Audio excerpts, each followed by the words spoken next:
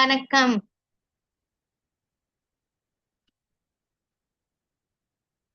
இன்னைக்கு பாடம் 13 பார்க்க போறோம். உகரம் தமிழ் வகுப்புல.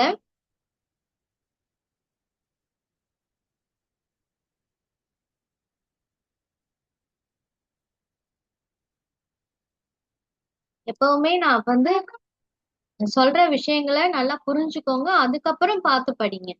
அப்பதான் உங்களுக்கு படிக்கும் பொழுது அது என்ன சொல்ல வருதுன்னு அந்த புரிதல் இருக்கும். சரிங்களா? அதனால எப்பவுமே ஆன்டி எக்ஸ்பிளைன் பண்றத நல்லா காது கொடுத்து கேளுங்க. ஒவ்வொரு பாடமா காது கொடுத்து கேட்டு ஒரு பாடம் கேளுங்க. அதுக்கப்புறம் அந்த பாடத்தை அப்படியே பார்த்து படிங்க. அப்ப உங்களுக்கு ஒரு புரிதல் இருக்கும். அப்புறம் அடுத்த பாடத்தை கேளுங்க. அந்த எக்ஸ்பிளனேஷனை கேளுங்க. அதுக்கப்புறம் அந்த பாடத்தை பார்த்து படிச்சு அனுப்புங்க. சரிங்களா? இந்த மாதிரி படிக்கும் பொழுது உங்களுக்கு புரிதல் இருக்கும். இதுல நம்ம பார்க்க போற பாடம் சிலம்பாட்டம். சிலம்பாட்டம். சிலம்பாட்டம்ன்றது ஒரு தமிழரோட ஒரு வகையான நாட்டுப்புற விளையாட்டு. சரிங்களா? இந்த பாடத்துல நம்ம அதான் சிலம்பாட்டம்லாம் அப்படின்னா என்ன, அது எப்படி கத்துக்கிறது, அதுல என்னென்ன விஷயங்கள் பயன்படுத்துறாங்க, அதனால உள்ள பயன்கள் என்ன அப்படின்னு சொல்லிட்டு இந்த பாடப்பகுதியில நம்ம பார்க்க போறோம். இது ஒரு நேர்காணல். நேர்காணல்னா என்னது? ஒரு இன்டர்வியூ. சரிங்களா? இதுல யார் யார் பங்கேற்கிறாங்க அப்படின்னா, சிலம்ப ஆசான் சின்னத்தம்பி. சிலம்ப ஆசான் அப்படின்னா, ஆசான்னா யாருன்னா டீச்சர். அந்த சிலம்ப பயிற்சியை கத்து தரக்கூடியவங்கள என்ன சொல்றாங்கன்னா சிலம்ப ஆசான். அவங்க பேர் என்னன்னா சின்னத்தம்பி. இவங்களை யார் இன்டர்வியூ அந்த நேர்காணல் செய்ய போறாங்க அப்படின்னா அகிலன் அப்படின்றவங்க. சரிங்களா? இப்ப ரெண்டு பேரும் இன்ட்ரோடியூஸ் ஆயிக்கிறாங்க. ரெண்டு பேரும் மாறி வணக்கம் சொல்லிக்கிறாங்க. அகிலன் கேக்குறாங்க, உங்களை சந்திக்கிறதுல ரொம்ப மகிழ்ச்சி. அகிலன் சொல்றாங்க, சந்திக்கிறதுல ரொம்ப மகிழ்ச்சி. எங்களோட பள்ளி ஆண்டு விழா மலருக்காக நான் உங்களை நேர்காணல் செய்ய வந்திருக்கேன் அப்படின்றாங்க. அதான் அகிலன்றது ஒரு பள்ளி மாணவர். அவர் என்ன பண்றாருன்னா, அவங்க ஸ்கூல்ல அவங்க பள்ளிக்கூடத்துல ஆண்டு விழா மலர். ஆண்டு விழா மலர்னா என்னன்னா, ஆனுவல் ஜேர்னல் அப்படின்னு ஒண்ணு போடுவாங்க ஒவ்வொரு ஸ்கூல்லயும். சரிங்களா? அதுல சில விஷயங்களை அந்தந்த மாணவர்கள் எழுதுவாங்க. அவங்களுடைய கட்டுரைகள் எழுதுவாங்க. இதுல அகிலன் சிலம்பாட்டத்தை பத்தி எழுதுறதுக்காக, அந்த ஆண்டு விழா மலர்ல எழுதுறதுக்காக இந்த சிலம்பாட்ட பயிற்சியாளரை சந்திச்சு அவங்கள நேர்காணல் பண்றாங்க. சரிங்களா? இப்ப அகிலன் சிலம்பாட்டத்தை பத்தி கொஞ்சம் சொல்லுங்க அப்படின்றாங்க. அதுக்கு அந்த ஆசான் என்ன சொல்றாரு அப்படின்னா, சிலம்பாட்டம்ன்றது நம்ம நாட்டுப்புற வீர விளையாட்டு. சரிங்களா? அது அது மட்டும் இல்ல, அது ஒரு தற்காப்பு கலை அப்படின்றார். தற்காப்பு கலைன்னா நம்மள நாமளே பாதுகாத்துக்கிறதுக்கு நம்ம கையில வச்சுக்க. இப்ப கராத்தே எல்லாம் இருக்கு இல்லையா? அந்த மாதிரி சிலம்பாட்டமும். கராத்தே என்ன பண்றாங்க? நம்மள நாமளே யாராவது நம்மள அட்டாக் பண்ண வந்தா அவங்கள நம்ம எளிதா அவங்கள அட்டாக் பண்ணி நம்ம தப்பிக்கிறதுக்கு எப்படி கராத்தேவை பயன்படுத்துறோம், அதே மாதிரிதான் சிலம்பாட்டமும். அதனால இது என்னன்னு சொல்றாங்க, தற்காப்பு கலை அப்படின்னு சொல்றாங்க. அப்புறம் இந்த சிலம்பாட்டம் எப்படி தோன்றியது அப்படின்னு அகிலன் கேக்குறாங்க. அதுக்கு அந்த ஆசான் சொல்றாங்க, முன்னாடி எல்லாம் என்னன்னா இந்த கொடிய விலங்குகள் ஊருக்குள்ள வரும். சரிங்களா? சிங்கம், புலி, அந்த மாதிரி விலங்குகள்லாம், கரடி, அந்த மாதிரி ஊருக்குள்ள வரும் பொழுது அத அந்த விலங்கு கிட்டே இருந்து தன்னை பாதுகாத்துக்கிறதுக்காக மக்கள் எப்பவுமே என்ன பண்ணுவாங்கன்னா கையில கம்பு வச்சிருப்பாங்களாம். சரிங்களா? அந்த கம்பை என்ன பண்றாங்க, அப்படியே அவங்க சும்மா உட்கார்ந்துருக்க நேரத்துல எல்லாம் அதை சுழற்றி சுழற்றி கம்பை சுழற்றுறது. சரிங்களா? நீங்க சிலம்பாட்டம்னு போய் கூகுள்ல சர்ச் பண்ணி பாருங்க, அந்த வீடியோஸ் எல்லாம் உங்களுக்கு கிடைக்கும். கம்பை என்ன பண்ணுவாங்கன்னா கையில வச்சே சுத்துவாங்க. சரிங்களா? அந்த மாதிரி என்ன பண்ணாங்கன்னா சும்மா இருக்கிற நேரத்துல அவங்க சும்மா சும்மா அந்த மாதிரி பண்ணி பண்ணி அது ஒரு பயிற்சியா மாறிடுச்சு. அது அது அந்த அந்த அந்த சிலம்பாட்ட அந்த இது சுழற்றும் பயிற்சி இருக்கு இல்லையா? அது அவங்களுக்கு எதுக்காகலாம் பயன்பட்டுது அப்படின்னா, இந்த போர்ல கூட எதிரிய தாக்குறதுக்கு கூட அது பயன்படுது. இது போர்க்கலையாவும் இது விளங்குச்சு அப்படின்ட்டு சொல்றாங்க. இது சிலம்பாட்டம், இதுக்கு ஏன் பேர் வந்துச்சு அப்படின்னு கேக்குறாங்க. அதுக்கு அந்த ஆசான் சொல்றாங்க, சிலம்பு அப்படின்னா ஒலித்தல். ஒலித்தல்னா என்னன்னா சவுண்ட். சரிங்களா? அதாவது ஒரு ஒலி வர்றது ஒரு இடத்துல இருந்து. இப்ப இந்த கம்பம் சுத்துறாங்க இல்லையா? அப்படி சுத்தும் பொழுது கம்பம் ஒரே டைரக்ஷன்ல சுத்த மாட்டாங்க. மாத்தி மாத்தி சுத்துவாங்க. இந்த பக்கம் அந்த பக்கம்னு. அப்ப என்ன ஆகும்னா கம்பம் சுத்தும் போது ஒரு சவுண்ட் வரும்.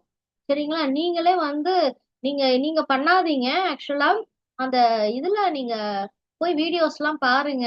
பார்க்கும்பொழுது அதுலேருந்து ஒரு சவுண்ட் வரும். உங்களுக்கே தெரியும். ஒரு ஓசை வரும்.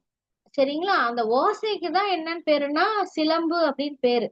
சரிங்களா? அந்த ஒலி வருது இல்லையா? அதுக்கு அதுக்கு அந்த ஒலிக்கு வந்து என்ன அர்த்தம்னா, சிலம்புன்னு அர்த்தம். சரிங்களா? அவங்க வந்து அந்த சிலம்பு வந்து அந்த ஒலி எழுப்புறதுக்கு மாத்தி மாத்தி கம்ப சுத்தும் பொழுது என்ன பண்ணுவாங்கன்னா, அந்த காலெல்லாம் இப்படி அப்படி மாத்தி மாத்தி வச்சு அது ஒரு பாத்தீங்கன்னா, அது ஒரு ஆட்டம், ஒரு டான்ஸ் மாரியே இருக்கும். ஒரு ஆட்டம் மாரியே இருக்கும் அது. அதனால இதுக்கு பேர் என்னது? ஒலி எழுப்பக்கூடிய அந்த ஆட்டம். அதுக்கு என்னன்னு பேருனா சிலம்பாட்டம். சரிங்களா? இந்த சிலம்பாட்டத்துக்கு வந்து ஹம், எந்த மாதிரியான கம்ப பயன்படுத்துறாங்க அப்படின்னு கேக்குறாங்க. நம்ம ஒரு கம்பு பயன்படுத்துறோம்ல, எந்த மாதிரியான கம்புனா அது எதுல இருந்து தயாரிக்கிறாங்க அப்படின்னா மூங்கில். மூங்கில்னா என்னது? பேம்பு. அதுல இருந்து பேம்புல வந்து அதுலயே நிறைய வெரைட்டிஸ் இருக்கு. அதுல எந்த வெரைட்டியான பேம்புவை யூஸ் பண்றாங்க, அந்த மூங்கிலைய பயன்படுத்துறாங்க அப்படின்னா சிறுவாரை. சிறுவாரை. சரிங்களா? சிறுவாரைனா அது ஒரு வெரைட்டி மூங்கில். அதுல இருந்து இந்த கம்ப தயாரிக்கிறாங்க. அந்த இனத்துல இருந்து, அந்த மூங்கில் வகையில இருந்து இந்த கம்ப தயாரிக்கிறாங்க. இந்த கம்பு எப்படி இருக்கணும்னா, யாரு விளையாடுறாங்களோ அவங்களுடைய நெத்தி உயரத்துக்கு இந்த கம்பு இருக்கணுமா. நெத்தி அதுதான் அளவு. அந்த கம்போட உயரத்தோட அளவு எப்படி இருக்கணும்னா ஒவ்வொருத்தருக்கும் மாறும். சரிங்களா? எப்படி மாறும்னா அந்த கம்பு எந்த உயரத்துல இருக்குன்னு ஒருத்தங்க இருக்காங்கன்னா அந்த ஹைட் அவங்க நெத்தி அளவுக்கு, அந்த உயரத்துக்கு கீழே இந்த கால் பாதத்துல இருந்து அவங்க நெத்தி உயரத்துக்கு அந்த அளவுக்கு அந்த கம்போட உயரம் இருக்கணுமா. அதுக்கு அதிகமாகவோ குறைவாகவோ இருக்கக்கூடாது அப்படின்றாங்க. அகிலன் கேக்குறாங்க, வேற கம்பு பயன்படுத்தலாமா? சிறுவாரை கம்பு தான் பயன்படுத்தணுமா இல்ல வேற கம்பெல்லாம் பயன்படுத்தலாமான்னு கேக்குறாங்க. அதுக்கு ஆசான் சொல்றாங்க, சிலர் வந்து பிரம்பு அப்படின்ற அது ஒரு வகைதான். சரிங்களா? அந்த வகையான கம்ப பயன்படுத்துறாங்க. ஆனா வந்து அதுல வந்து நிறைய இது இருக்கு, நெகட்டிவிட்டிஸ் இருக்கு. என்னன்னா அந்த கம்பு வந்து சுத்தும் போது வளையும். அது என்ன ஆகும்னா நம்ம மேலயே அடிச்சிரும். சரிங்களா? வளைஞ்சிச்சுன்னா நம்ம மேலயே பட்டுடும். அது வந்து அதனால அதை பயன்படுத்தக் கூடாது. இன்னொன்னு வந்து எதிரிகளை தாக்கும் பொழுது அந்த கம்பு என்ன ஆயிடும்னா பிஞ்சு போயிடும். அந்த அளவுக்கு அதுக்கு வலிமை கிடையாது அந்த கம்புல. அதனால சிறுவாரை கம்பு தான் சிறந்தது அப்படின்னு சொல்றாங்க. அடுத்தது வந்து அகிலன் கேக்குறாங்க, சிலம்பாட்டத்துக்கு வேற பெயர்லாம் இருக்கா அப்படின்னு கேக்குறாங்க. ஆமா இருக்குன்றாங்க ஆசான். என்னென்ன பெயர்கள்? கம்பு சுழற்றுதல், சிலம்பு ஆடுதல், சிலம்பம், சிலம்பொலி ஆட்டம், சிலம்ப விளையாட்டு, தடியடி. இதெல்லாம் சிலம்பாட்டத்தோட மற்ற பெயர்கள். சரிங்களா? சரி, சிலம்பாட்டத்தை எப்படி கத்துக்கலாம்? அது எத்தனை நாள் ஆகும் கத்துக்கிறதுக்குன்னு அகிலன் கேக்குறாங்க. அதுக்கு ஆசான் சொல்றாங்க, குறைஞ்சது 6 மாசமாவது நம்ம பயிற்சி எடுக்கணும் அப்படின்றாங்க. அகிலன் சொல்றாங்க, இதை கத்துக்கிறதுனால என்னென்ன பயன் அப்படின்னு சொல்லுங்களேன் அப்படின்றாங்க. உடனே ஆசான் சொல்றாங்க, இது வந்து தற்காப்பு கலை. நம்மளை காத்துக்கிறதுக்கான கலை. அது மட்டும் இல்ல, நம்ம உடம்புக்கும் இது வலிமையை கொடுக்கும். கம்ப சுழற்றும் போது அந்த கை கால் எல்லாத்துக்கும் ஒரு ஸ்ட்ரென்த் வரும், அந்த வலிமை வரும். அது மட்டும் இல்ல, ஒரு செல்ஃப் கான்பிடன்ஸ். சரிங்களா? ஒரு மன தைரியம் வரும், நமக்குள்ளேயே ஒரு மன வலிமை வரும். சரிங்களா? ஒரு தைரியம் கிடைக்கும் இந்த விளையாட்டை கத்துக்கிறதுனால அப்படின்னு சொல்லிட்டு நமக்கு ஒரு பாதுகாப்பு கொடுக்கக்கூடியது அப்படின்னு சொல்றாங்க. சரி, சிலம்பாட்டத்தை எங்கெல்லாம் கத்துக்கலாம் போய் அப்படின்னா, சிலம்பாட்டம் எந்தெந்த நாட்டுல கத்து தராங்கன்னா நம்ம தமிழ்நாட்டிலயும் கத்து தராங்க, கேரளாலயும் கத்து தராங்க. ஏன்னா இது நம்ம தமிழ்நாட்டோட கலை. அது மட்டும் இல்ல, இப்ப பாத்தீங்கன்னா வெளிநாட்டுலயும் கூட இந்த சிலம்பத்தை கத்து கொடுக்குறாங்க அப்படின்றாங்க. அதாவது இலங்கை, மலேசியா, பிரான்ஸ், கனடா, இந்த நாடுலயும் சிலம்பாட்டத்தை கத்து தராங்க. இப்ப பள்ளிக்கூடங்கள்லயும், அதாவது கவர்மெண்ட் ஸ்கூல்ஸ் இருக்கு இல்லையா, அரசு பள்ளிக்கூடங்கள், அங்கேயும் சிலம்பாட்டத்தை கத்து தராங்க. அது மட்டும் இல்ல, கவர்மெண்ட், நம்ம தமிழ்நாடு கவர்மெண்ட் அரசாங்கம் என்ன பண்ணிருக்குன்னா இந்த சிலம்பாட்டம் அதாவது ஸ்போர்ட்ஸ் குவாட்டான்னு இப்போ ஒரு வேலைக்கு போறீங்கன்னா ஸ்போர்ட்ஸ் குவாட்டான்னு அந்த அப்ளிகேஷன்ல கொடுத்துருப்பாங்க. அப்படின்னா என்ன அர்த்தம்னா, இந்த விளையாட்டுகள், சில விளையாட்டுகளுக்கு அவங்க வந்து முன்னுரிமை கொடுத்திருப்பாங்க. இந்த விளையாட்டை பயின்றவங்களுக்கு இந்த வேலை வாய்ப்புல முன்னுரிமை அப்படின்னு கொடுத்திருப்பாங்க. உதாரணமா இப்ப பாத்தீங்கன்னா சிலம்ப விளையாட்டு வந்து பயிற்சி பெற்றவங்களுக்கு, அதாவது national level, international level players எல்லாம் இருப்பாங்க இல்லையா, இந்த சிலம்பாட்டத்திலேயே அந்த மாதிரி இருக்கிறவங்களுக்கு வேலை வாய்ப்புல 3% இடஒதுக்கீடு தராங்க. அப்படின்னா என்ன அர்த்தம்னா, இப்ப 100 பேர் வேலைக்கு எடுக்கிறாங்கன்னா அதுல 3 பேருக்கு வந்து முன்னுரிமை கொடுப்பாங்க. அதாவது சிலம்பாட்டம் தெரிஞ்சவங்கள்ல தெரிஞ்சவங்க இருக்காங்க இல்லையா, அதுல 3 பேருக்கு அந்த வாய்ப்பு இருக்கு. அதனால அந்த வாய்ப்பை பயன்படுத்தி இந்த வேலை வாய்ப்பை அவங்க என்ன பண்ணலாம், எளிதா பெறலாம். சரிங்களா? இதுதான் வந்து நம்ம இந்த சிலம்பாட்டத்துல நமக்கு சொல்லக்கூடிய விஷயங்கள். அகிலன் வந்து என்ன பண்ணிட்டாங்க, இந்த விஷயங்கள்லாம் கத்துக்கிட்டாங்க அந்த ஆசான் கிட்ட இருந்து. அவருக்கு மிகவும் பயனுள்ளதா இருந்துச்சுன்னு அந்த ஆசான் கிட்ட சொல்லிட்டு அவங்க வந்து நன்றி சொல்லிட்டு கிளம்பிட்டாங்க. சரிங்களா? இதுதான் சிலம்பாட்டம் பத்தின ஒரு நேர்காணல். இந்த 13வது பாடம். அடுத்த பாடம் சிலை சொல்லும் கதை. இதுல வந்து யார இதுல உள்ள கேரக்டர்ஸ் யாருன்னா லிஸி அப்படின்ற ஒரு பொண்ணு, அப்புறம் அவங்க தாத்தா. சரிங்களா? அவங்க 2 பேரும் உரையாடல். அவங்க 2 பேரும் பேசிக்கிற பகுதி தான் இந்த சி சிலை சொல்லும் கதை. இப்ப லிஸி அப்படின்ற பொண்ணு எங்க இருக்கு அப்படின்னா லாஸ் ஏஞ்சல்ஸ், யுனைடெட் ஸ்டேட்ஸ் சொல்லுவாங்க இல்லையா, அங்க இருக்கு அந்த லாஸ் ஏஞ்சல்ஸ் நகரம். அங்க வந்து தன்னோட அம்மா அப்பாவோட பெற்றோரோட இருக்கிறாங்க, வசிச்சிட்டு இருக்காங்க. அவங்களோட பிறந்த நாளுக்காக அவங்க தாத்தாவும் பாட்டியும் இந்தியா, அதாவது தமிழ்நாட்டுல இருந்து, இந்தியால தமிழ்நாட்டுல இருந்து அவங்களுடைய பிறந்த நாள் பர்த்டேக்காக லாஸ் ஏஞ்சல்ஸ்க்கு போயிருக்காங்க. அந்த குழந்தைய வாழ்த்துறதுக்காக, லிசிய வாழ்த்துறதுக்காக. லிஸி வந்து பர்த்டே செலிப்ரேஷன்லாம் முடிஞ்சிடுச்சு. சரிங்களா? முடிஞ்ச உடனே உங்களுக்கு நிறைய பரிசு பொருள்லாம் வந்திருக்கும்ல, அதெல்லாம் தூங்குறதுக்கு முன்னாடி எல்லாத்தையும் ஓபன் பண்ணி பாக்குறாங்க. அவங்களுக்கு பிடிச்ச பொம்மை, விளையாட்டு பொருள் எல்லாமே அதுல இருக்கு.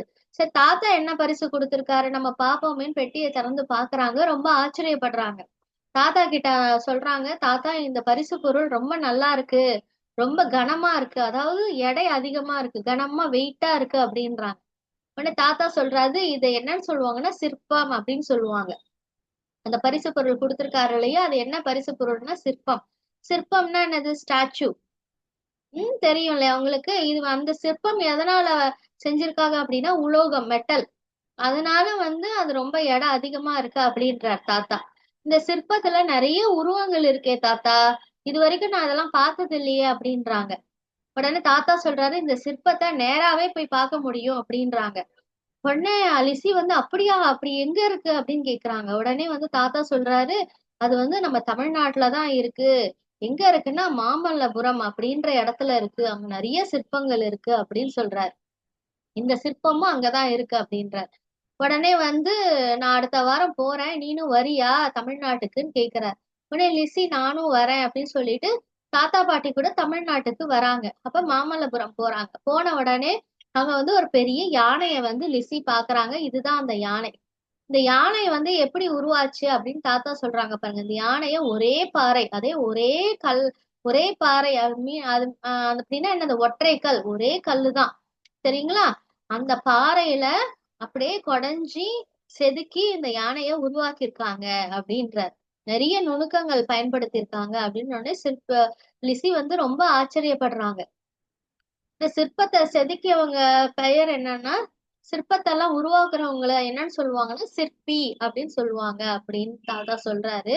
சரி, வேற சிற்பமும் இருக்கு அப்படின்னு சொல்லிட்டு கூட்டிட்டு போறாரு.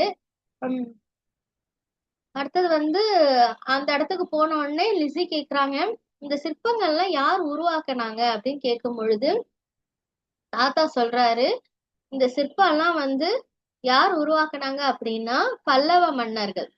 சரிங்களா? இந்த பல்லவ மன்னர்கள் அவங்க காலத்துலதான் இந்த சிற்பங்கள் எல்லாம் செஞ்சாங்க அப்படின்ட்டு சொல்றாங்க. உடனே வந்து தாத்தா தாத்தாவை பார்த்து லிஸி சொல்றாங்க, அங்க வந்து 5 வண்டி மாதிரி இருக்கு. அந்த 5 வண்டியும் சக்கரம் வந்து கல்லால் ஆயிருக்கு, ரொம்ப பார்க்கவே வித்தியாசமா இருக்கு அப்படின்றாங்க. சரிங்களா? அதுதான் வந்து என்னன்னா பஞ்சபாண்டவர் ரதம். மாமல்லபுரம் வந்தா நீங்க இதெல்லாம் பார்க்கலாம், ரொம்ப அழகா இருக்கும் பார்க்கிறதுக்கு. சரிங்களா? தாத்தா என்ன சொல்றான்னா அதுக்கு பேரு, அந்த வண்டிக்கு பேர் ரதம், தேர். சரிங்களா? அது அந்த இதெல்லாம் ஓடாது, ஏன்னா அது ஓடாத தேர், அந்த கல்லுனால அந்த சக்கரம் இருக்கு, அதனால ஓடாது. இதை என்னன்னு சொல்லுவாங்கன்னா பஞ்சபாண்டவர் ரதம் அப்படின்னு சொல்லுவாங்க அப்படின்னு தாத்தா சொல்றாரு. அடுத்தது வந்து மறுபடியும் வேற இடத்துக்கு போறாங்க. ஒரு இடத்துல ஒரு பாறையில நிறைய சிற்பங்கள். சரிங்களா? 2 பாறை இருக்கு. அதுல வந்து 2 பாறையிலயும் வந்து நிறைய சிற்பங்கள் இருக்கு. அதை பார்த்துட்டு லிஸி ஆச்சரியப்படுறாங்க. அதுக்கு தாத்தா சொல்றாங்க, இங்க பாருங்க, இதுதான் இந்த பாறையில நிறைய சிற்பங்கள் இருக்கு இல்லையா, இதுக்கு பேர் புடைப்பு சிற்பங்கள் அப்படின்னு பேரு அப்படின்னு சொல்றாங்க. ஏன்னா இது வந்து புடைத்து புடைத்து இது உருவாக்கி இருக்காங்க அப்படின்றாங்க. அது வந்து செய்யறதுல அது ஒரு டெக்னிக். சரிங்களா, அதனால இதுக்கு பேர் என்னன்னா புடைப்பு சிற்பங்கள் அப்படின்றாங்க. உடனே வந்து லிசி சொல்றாங்க, அங்க பாருங்களேன், ஒரு சிற்பம் வந்து ஒத்த கால்ல நிக்குது அப்படின்னு சொல்றாங்க. இங்க பாருங்க ஒரு சிற்பம். இது யாருன்னா அர்ஜுனன். மகாபாரதத்துல நீங்க படிச்சிருப்பீங்க. அர்ஜுனன் அப்படின்ற ஒரு கேரக்டர். சரிங்களா, அவங்கதான் இங்க ஒற்றை கால நின்னு என்ன பண்றாங்கன்னா தவம் பண்றாங்க. அந்த சிற்பம் இது. அவர் பக்கத்துல பாத்தீங்கன்னா அவர் ஒரு அருவிக்கு பக்கத்துல நின்னு இந்த தவத்தை பண்ற மாதிரி அந்த சிற்பம் இருக்கும். அதுவும் இல்லாம இந்த பாறைகள்ல நிறைய மான், புலி, சிங்கம், குரங்கு இந்த மாதிரி சிற்பங்களும் இருக்கு அப்படின்னு சொல்லிட்டு லிசி சொல்லிட்டு ஆச்சரியப்படுறாங்க. அடுத்தது பாத்தீங்கன்னா கடற்கரை கோயில். இதுதான் கடற்கரை கோயில். இந்த கோயில் வந்து இது வந்து யுனெஸ்கோ அப்படின்ற அமைப்பு வந்து உலக பாரம்பரிய சின்னமா அந்த கோயிலை அறிவிச்சிருக்கு. ஏன்னா இது மிகப்பெரிய ஒரு அதிசயமா உருவாக்கப்பட்ட ஒரு அமைப்பு. சரிங்களா, இது எங்கேயுமே பார்க்க முடியாது. அந்த காலத்துல பல்லவ மன்னர்கள் அவ்வளவு சிறப்பா இந்த கோயிலை உருவாக்கியிருக்காங்க. 1984ஆம் ஆண்டு யுனெஸ்கோ. யுனெஸ்கோன்னா என்னன்னா united nation of educational scientific and cultural organisation சொல்லுவாங்க. சரிங்களா, இவங்களோட வேலை என்னன்னா உலக பாரம்பரிய சின்னங்களை கண்டுபிடிச்சு அதை பதிவு செய்யறது. சரிங்களா, உலக பாரம்பரிய சின்னம்னா வேர்ல்டு ஹெரிட்டேஜ் சிம்பல் அப்படின்னு சொல்லுவாங்க. எங்கெல்லாம் இந்த மாதிரி சிறப்பான அமைப்பு சிம்பல் சின்னங்கள் இருக்குன்றத கண்டுபிடிச்சு உலக பாரம்பரியமான அமைப்புகள் எங்கெல்லாம் இருக்குன்றத பார்த்து உருவாயிருக்குன்னு பார்த்து அதை பதிவு செய்யறது தான் இவங்களுடைய வேலை. உலக அளவுல இதை வந்து கொண்டு போய் இந்த இடத்துல இந்த மாதிரி ஒரு அமைப்பு இருக்கு, இந்த மாதிரி ஒரு சிற்பத்தை உருவாக்கியிருக்காங்க, இந்த மாதிரி ஒரு கோயிலை உருவாக்கியிருக்காங்கன்னு உலக அளவுல மக்களுக்கு தெரியப்படுத்துவாங்க. இதுதான் அவங்களுடைய வேலை. அந்த மாதிரி உலக அளவுல உள்ள மக்களுக்கு இந்த கடற்கரை கோயிலோட சிறப்புகளை தெரியப்படுத்திருக்காங்க, பதிவு செஞ்சிருக்காங்க.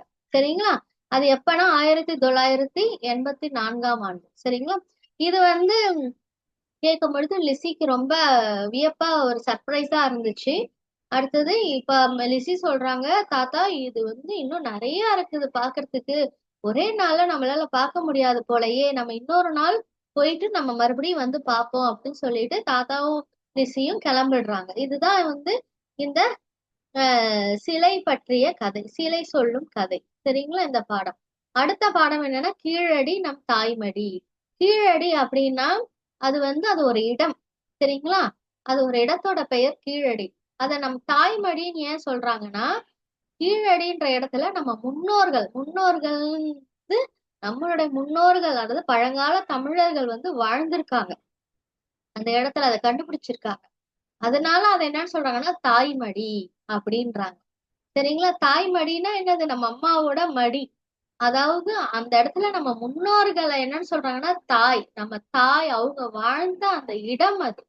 மடின்னா அம்மாவோட அந்த மடி இருக்கு, அது என்ன அது ஒரு இடம் தான் மடின்றது.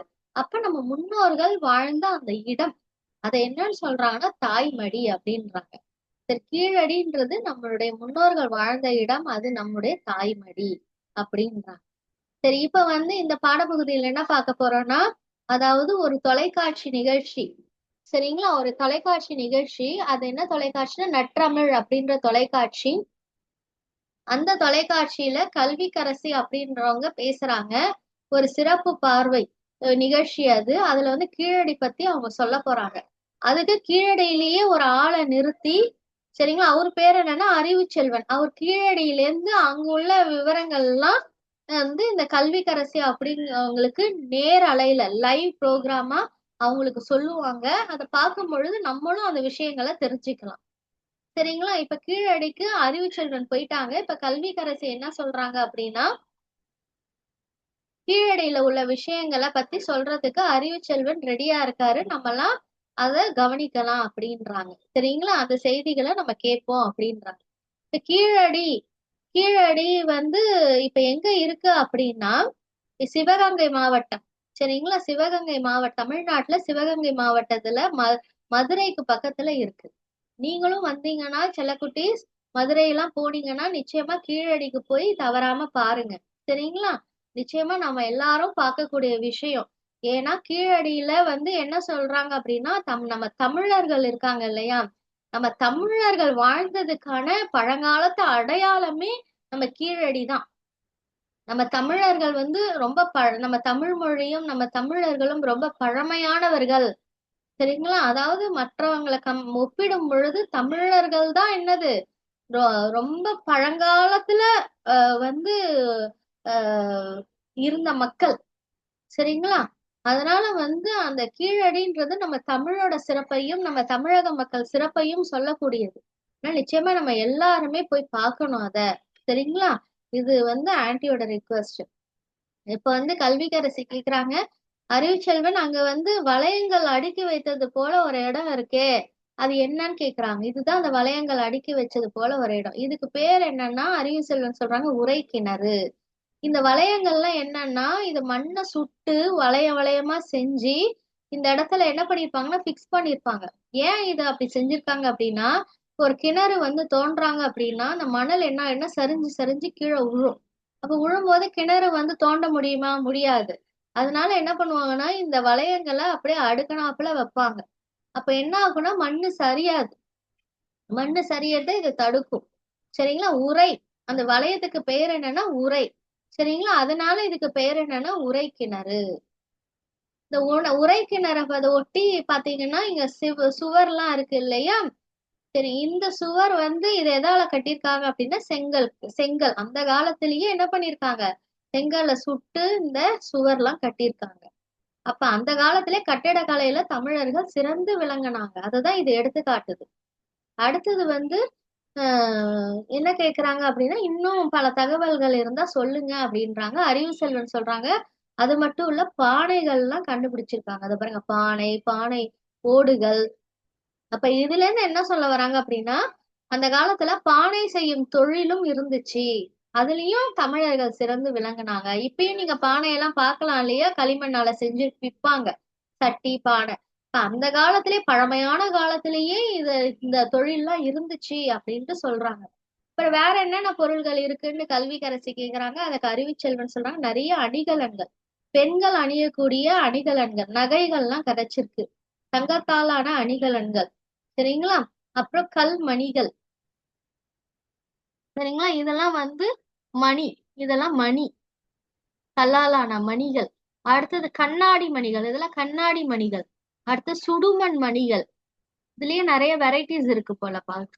சுடுமண் மணிகள். மண்ணை சுட்டு அதுல இருந்து மணிகள் செய்யறது. சரிங்களா? அடுத்து சங்கு வளையல்கள். சங்கு நீங்க கடல்ல இருந்து கிடைக்கும் இல்லையா? அதால வளையல்கள், வளையல்லாம் செஞ்சிருக்காங்க. அடுத்து தந்தத்தாலான வளையல்கள். இங்க நம்ம கம்மியா தான் கொடுத்திருக்காங்க. நேரா பார்த்தா போனா இதெல்லாம் பார்க்கலாம். தங்கத்தால் தந்தம். தந்தம்னா இந்த யானை தந்தம் இருக்கு இல்லையா? அதால செஞ்ச வளையல்கள். அதுல இருந்து கிடைச்ச அந்த துண்டுகள்லாம் வந்து நம்ம அந்த கீழடிக்கு போனா பார்க்கலாம். அதெல்லாம் இருக்கு அப்படின்னு சொல்றாங்க. அடுத்தது கல் கல்விக்கரசி கேக்குறாங்க உழவு தொழில் அது தொடர்பான பொருள்லாம் ஏதாவது கிடைச்சிருக்கா? அதாவது அக்ரிகல்ச்சர், ஃபார்மிங் அது சம்பந்தமா ஏதாவது பொருள் கிடைச்சிருக்கான்னு அறிவு செல்வன் சொல்ல உழவு தொழில் மட்டும் இல்ல, கால்நடை வளர்ப்பு. சரிங்களா? கால்நடை வளர்ப்புனா ஆடு மாடெல்லாம் வளர்க்குறாங்க இல்லையா? அது நெசவு தொழில், அதாவது துணிமணியை வந்து உருவாக்குறாங்க இல்லையா? நூல்லாம் கோத்துக்கும் அந்த தொழில், அதுக்கான ஆதாரமும் கிடைச்சிருக்கு. அந்த காலத்துல பழந்தமிழர்கள் என்ன பண்ணிருக்காங்க, உழவு தொழிலும் நடத்திருக்காங்க, கால்நடையும் வளர்த்திருக்காங்க, நெசவு தொழிலும் செஞ்சிருக்காங்க. அதுக்கு என்னென்ன சான்று கிடைச்சிருக்கு அப்படின்னு கேட்கும்போது அறிவு செல்வன் சொல்றாங்க விலங்குகளோட எலும்பு துண்டுகள். ஏன்னா அவங்க வந்து கால்நடைகள் வளர்த்தாங்க இல்லையா? ஆடு மாடுகள். அதனால அதோட எலும்பு துண்டுகள் கிடைச்சிருக்கு சான்றா. அடுத்தது வந்து வேற என்ன, அதாவது மாடோட ஆஹ் திமில்.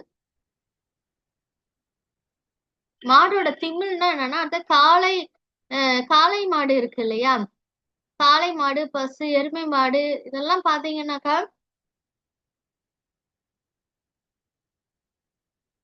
திமில்னா என்ன அர்த்தம்னா அப்படின்னா, திமில்னா இப்ப மாடு இருக்குன்னு வச்சுக்கோங்களேன். அது கழுத்துக்கு தாண்டின உடனே பாத்தீங்கன்னா மேடா ஒரு பகுதி இருக்கும். சரிங்களா? நீங்க நெட்ல போட்டு சர்ச் பண்ணி பாருங்க. ஒரு மாடோட படத்தை பாருங்க. ஒரு காளை மாடு கழுத்தை தாண்டின உடனே முதுகு பக்கமா பாத்தீங்கன்னா மேலா கழுத்தை தாண்டின உடனே மேடா ஒரு பகுதி இருக்கும். அதுக்கு பேர் தான் என்னன்னா திமில். சரிங்களா? இப்ப அந்த பகுதி, அந்த பகுதியில இருக்க எலும்புகள் இதெல்லாம் வந்து பசுமாட்டோட எலும்பு, எருமை மாடு, வெள்ளாடு இதுக்கான எலும்புகள்லாம் கிடைச்சிருக்கிறதுனால அவங்க வந்து கால்நடை வளர்ப்பு தொழில் அந்த காலத்துல இருந்துச்சு அப்படின்றத நம்மளால புரிஞ்சுக்க முடியுது அப்படின்றாங்க. சரிங்களா? அது மட்டும் இல்ல, உழவு தொழிலுக்கும் இந்த கால்நடைகளை பயன்படுத்தி இருக்காங்க.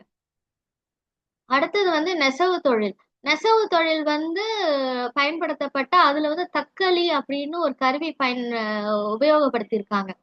இந்த தக்களி இது பாருங்க ரவுண்டா இருக்கா. இந்த தக்களி எதுக்காக பயன்படுத்துவாங்கன்னா பஞ்சுல இருந்து நூலை எடுக்கிறதுக்காக இதை பயன்படுத்தியிருக்காங்க. முன்னாடி எல்லாம் வந்து இப்ப பாத்தீங்கன்னா ராட்டினம்னு பின்னால பயன்படுத்தினாங்க. இது காந்தி தாத்தா படத்தை பார்க்கும் பொழுது அவர் ராட்டினம் சுத்துவார் தெரியுமா? அந்த ராட்டினம் எதுக்குன்னா அந்த பஞ்சுல இருந்து நூலை நூற்கிறதுக்காக தான், நூலை எடுக்கிறதுக்காக தான். சரிங்களா? அது வந்து கொஞ்சம் லேட்டா தான் வந்துச்சு. ஆனா அதுக்கு முன்னாடியே ஆதி காலத்துல பழந்தமிழர்கள் என்ன பயன்படுத்திருக்காங்கன்னா ராட்டினத்துக்கு முன்னாடி நூலை நூக்கிறது, பஞ்சுல இருந்து நூல் எடுக்கிறதுக்கு இந்த கருவியை பயன்படுத்துறாங்க. இது சுத்துவாங்க. இது வட்டமா இருக்கு இல்லையா? இது சுத்தும் பொழுது என்ன ஆகும்னா அந்த பஞ்சுல இருந்து நூல் வந்துடும். சரிங்களா? இதுதான் அவங்களோட அந்த காலத்துல எவ்வளவு அறிவா இருந்திருக்காங்க பாருங்க. இந்த காலத்துல நிறைய சயின்ஸ் அண்ட் டெக்னாலஜி எல்லாம் வந்துடுச்சு. அந்த காலத்துல அப்படி இல்ல. ஆனா அந்த காலத்திலே அறிவை பயன்படுத்தி என்ன பண்ணிருக்காங்க, நிறைய கருவிகளை வந்து உருவாக்கி இந்த மாதிரி உழவு தொழில், நெசவு தொழில் இதெல்லாம் பண்ணியிருக்காங்க. பெரிய ஆச்சரியம் இல்லை, எவ்வளவு அறிவா இருந்திருக்காங்க இல்லையா? சரி, அந்த காலத்து மக்களுக்கு எழுத்தறிவு இருந்துச்சா அப்படின்னு கேக்குறாங்க கல்விக்கரசி. அதுக்கு வந்து அறிவு செல்வன் சொல்றாங்க, ஆமா எழுத்தறிவு இருந்துச்சு. ஏன்னா பானை ஓடுகள் எல்லாம் பாத்தீங்கன்னா நிறைய குறியீடுகள்லாம் இருக்கு. அது வந்து அந்த காலத்து தமிழ். சரிங்களா? அந்த காலத்து தமிழ் எழுத்துகள். அப்ப அவங்களுக்கு நிச்சயமா எழுத்தறிவு இருந்திருக்கு அப்படின்றாங்க. சரி, வந்து இதெல்லாம் கீழடிக்கு போனா நம்ம வந்து நிறைய பார்க்கலாம், நிறைய வியப்புக்குரிய விஷயங்கள்லாம் இருக்குன்ட்டு அறிவுச்செல்வன் சொல்றாங்க. கல்விக்கரசி வந்து உடனே கீழடியிலிருந்து நிறைய விஷயங்கள் எங்களுக்கு சொன்னீங்க, நன்றின்னு சொல்லிட்டு இன்னமும் தொடர்ந்து அந்த கீழடியில அகழாய்வு பணிகள், அகழாய்வு பணிகள்னா என்னது? அதான் நம்ம முன்னோர்கள் வாழ்ந்ததுக்கான அந்த அடையாளங்கள் அதெல்லாம் பதிவு செய்யறது. சரிங்களா? தொன்மையான விஷயங்கள் இல்ல ஒரு இடத்துல ஒரு தொன்மையான விஷயங்கள் அங்க மக்கள் வாழ்ந்ததுக்கான அடையாளங்கள் அதெல்லாம் என்ன பண்றதுன்னா ஆய்வு செய்யறது. அகழ்ந்து ஆய்வு செய்யறது, தோண்டி ஆய்வு செய்யறது. சரிங்களா? அதுக்கு பேர் தான் அகழாய்வு. அதை ஆய்வு செஞ்சு அதெல்லாம் பதிவு செஞ்சு அது ஒரு மியூசியமா, அருங்காட்சியகமா வைப்பாங்க. சரிங்களா? இப்பயும் அந்த இடத்துக்கு போனா நம்ம அந்த அருங்காட்சியகத்தை பார்க்கலாம். அந்த தோண்டின இடத்தெல்லாம் மக்கள் வாழ்ந்ததான அந்த இடம், அந்த உரை கிணறு இதெல்லாம் போய் பார்க்கலாம் நம்ம. சரிங்களா? அததான் இவங்க சொல்ல வராங்க. செல்லக்குட்டீஸ், நீங்க வந்து நிச்சயமா மதுரை போனீங்கன்னா கீழடிக்கு போய் அதெல்லாம் பார்த்துட்டு வாங்க. நம்ம முன்னோர்கள் வந்து அவங்களோட அறிவாற்றல், அவங்களோட எழுத்தறிவு, அவங்களுடைய தொழில்கள் எப்படி இருந்துச்சுன்னு சொல்லி பார்த்துட்டு வாங்க. அது ரொம்ப நமக்கு பெருமையான விஷயம் இல்லையா? சரி, அடுத்தது இது வந்து இப்ப வந்து நம்ம இந்த 2 பாடங்கள் நம்ம வந்து பார்த்திருக்கோம். சாரி, 3 பாடங்கள் பார்த்திருக்கோம். சரிங்களா? அந்த 3 பாடங்களையும் நீங்க என்ன பண்ணணும்னா ஒரு ஒரு நாளைக்கு ஒரு பாடம்ன்ற விதத்துல நீங்க ரெக்கார்ட் பண்ணி வாய்ஸ் மெசேஜா அனுப்புங்க. தேங்க்யூ.